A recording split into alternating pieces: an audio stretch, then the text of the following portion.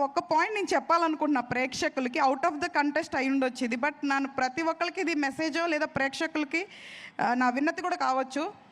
ఇప్పుడు ఎలా సెట్ చేసేసారంటే, ఒక పెద్ద సినిమాని థియేటర్లో చూద్దాం, చిన్న సినిమాను ఓటీటీలో చూద్దాం అనుకుంటున్నారు. తప్పులేదు, అస్సలు తప్పులేదు. ఎందుకంటే ఏదో ఒక ప్లాట్ఫామ్లో ఒక మనుషులు అంటే ఒక టీమ్ పనిచేసిన యొక్క మూవీ వెళ్ళటం అందరికీ మంచిదే.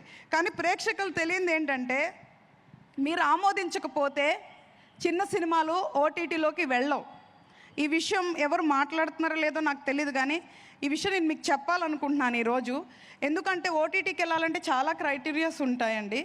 సో కాబట్టి ఒక కొత్తగా వచ్చిన ప్రొడక్షన్కో, కొత్తగా వచ్చిన ఆర్టిస్టులకో, కొత్తగా వచ్చిన డైరెక్టర్లకో వెంటనే ఇక్కడ గ్రీన్ కార్పెట్లు, రెడ్ కార్పెట్లు పడవు. చాలా చాలా పడతాయి దానికంటే ముందు. సో కాబట్టి దయచేసి ప్రేక్షకులు అందరూ వెళ్ళకపోయినా, ఇప్పుడు మనం సినిమా మీద ఎంత ప్యాషన్గా ఉంటున్నాము లెక్క చేయట్లేదు. 100,000 ఖర్చు పెట్టి కూడా మనం సినిమాలకు వెళ్ళి చూస్తున్నాం. అందులో నేను ఒకదాన్ని, పక్కా తెలుగు ప్రేక్షకురాలు నేను. సో సినిమా వస్తే మొదటి రోజే మొదటి షోకే వెళ్తాం, ఇర్రెస్పెక్టివ్ ఆఫ్ ఏదైనా సరే.